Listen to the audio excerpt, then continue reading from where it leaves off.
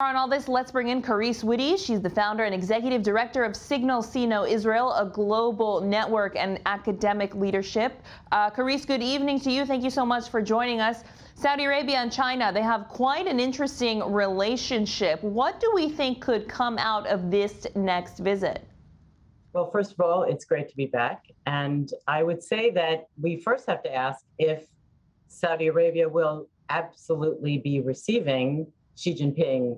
I know that this was the news that came out, but it was unconfirmed from a number of sources. And when I looked into it, my contacts in China, most of them said they could not see Xi Jinping leaving China, as I suspected, prior to the 20th Party Congress, which is coming up in the fall. So I would first ask if he's going to be traveling.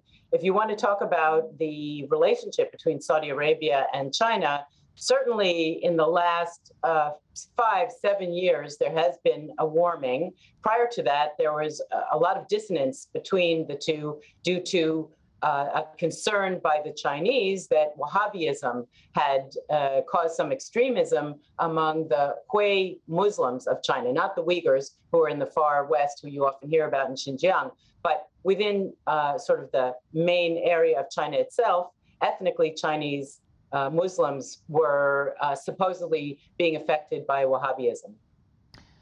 And what do we know about these continuing warming ties? What could they mean for the West, especially for countries like the United States? China's interested in investment. It's interested in technology development, opportunities to establish smart cities and secure cities. So it does mean a lot of the fourth industrial revolution technology entering into Saudi Arabia, as well as across the Gulf.